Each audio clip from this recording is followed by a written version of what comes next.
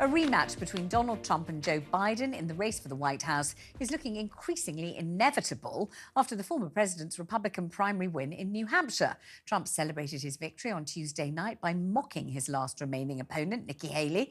The former South Carolina governor has vowed to fight on despite her second-place finish, but Trump labelled her an imposter and accused her of hanging around.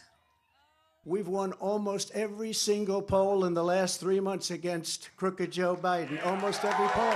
And she doesn't win those polls. And she doesn't win those. This is not your typical victory speech, but let's not have somebody take a victory when she had a very bad night.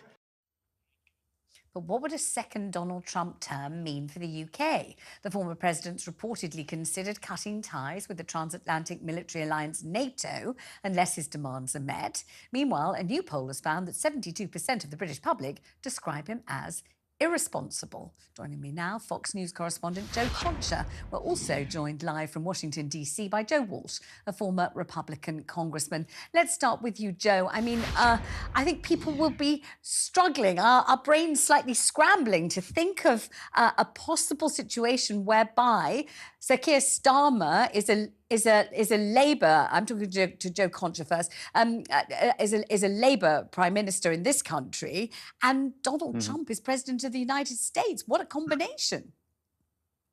Yes, well, I wouldn't have that on my bingo my friend card. Joe Concha and I probably disagree on Trump. You know how I feel about Trump. I think he's an existential threat to our democracy, but a lot of people around the world haven't been paying attention. Donald Trump, this nomination is his. It was always going to be his. He is the party. This is his party. And the Democrats have issues. Joe Biden is super old. So this race in November is going to be neck and neck. And Donald Trump right now, I think, has a better than 50-50 chance of winning. That scares the heck out of me, but that's the reality. Explain why it scares you. I'll end where I began. I think Donald Trump is an existential threat to our democracy. I believe that in my bones. I don't believe that's hyperbole. He's the only president in the history of this country who lost an election and refused to participate in the peaceful transfer of power. And then he led a violent attempt to overthrow that election. That's scary, bad stuff.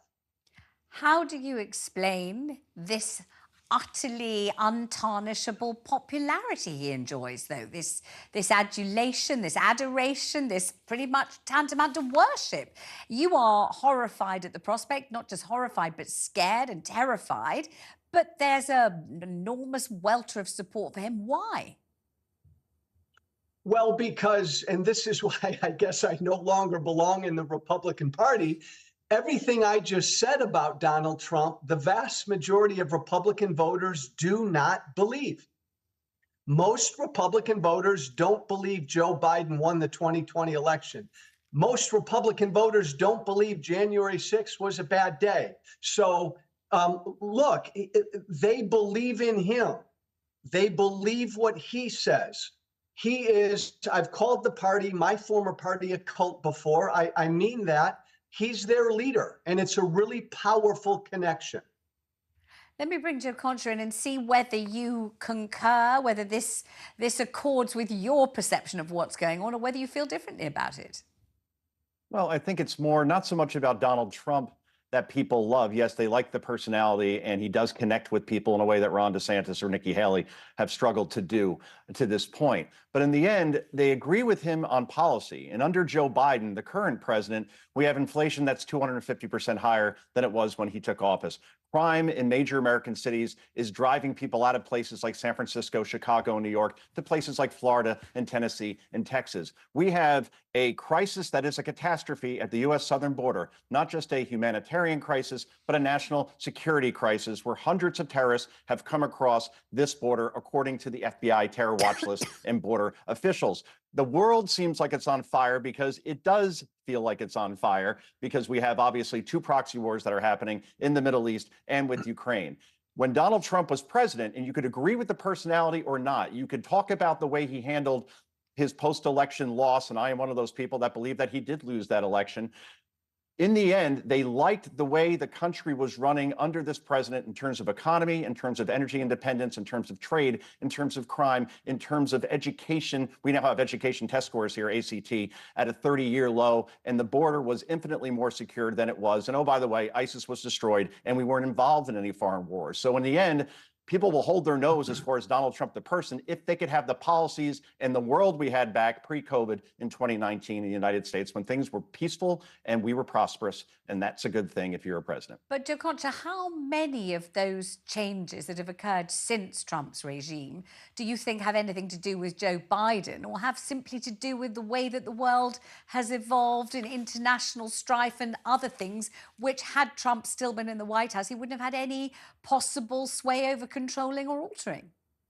Well, we'll look at Ukraine and Russia, for example. Russia did not go into Ukraine from 2017 to 2021. They did invade after Joe Biden took office. Afghanistan was, even many Democrats will tell you, was a profound disaster as far as U.S. withdrawal out of there. Inflation, we're spending money we simply do not have, and that's what drove inflation up to 9% at one point. Gas prices are where they are because Joe Biden decided to end expansion of the Keystone Pipeline, killed a lot of oil leases. We weren't as energy independent as we used to be. And obviously the border, you can only point to the Biden administration and Joe Biden, who literally said as a candidate in 2019, asked people to surge the border, and since then has not done anything concrete to secure it. So in the end, a lot of these problems that we're having are based on the Biden administration and the decisions of this president currently in power. And that's why Joe Biden, to Joe Walsh's point, is not the favorite right now as an incumbent, but Joe Biden is the underdog. But again, also to Joe Walsh's point, it's going to come down to a few thousand votes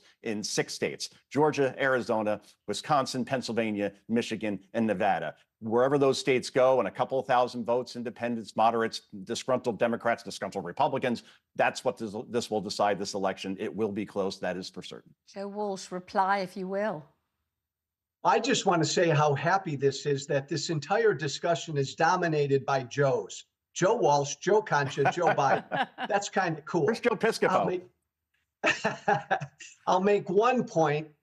Just on the domestic oil production, we're producing more oil here domestically than we ever have. Look, if Gaza invades Israel, Joe Biden has stood with Israel. Donald Trump would be standing by Israel, so that wouldn't be any different. I agree with Joe Concha in that Russia invades Ukraine, Trump wouldn't have lifted a finger to help Ukraine.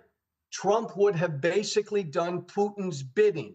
So that is a profound difference between the two men. And the final point I'll make is, look, Joe Biden got us out of Afghanistan. Donald Trump talked about getting us out of Afghanistan. Joe Biden actually did it. I think the world would be a much more dangerous, chaotic place with Trump back in the White House. I thank you both very much indeed. And we are most certainly watching this space with both fascination and I think some trepidation. Thank you very much indeed.